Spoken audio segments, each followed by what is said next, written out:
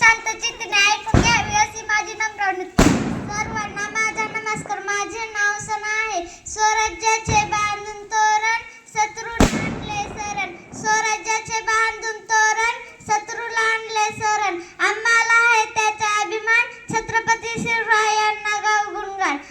छत्रपती शिवाजी महाराजांचा जन्म 19 फेब्रुवारी 1630 रोजी शिवनेरी किल्ल्यावर झाला. त्यांच्या वडिलांचे नाव शहाजीराजे भोसले तर त्यांच्या आईचे नाव जिजाबाई होते.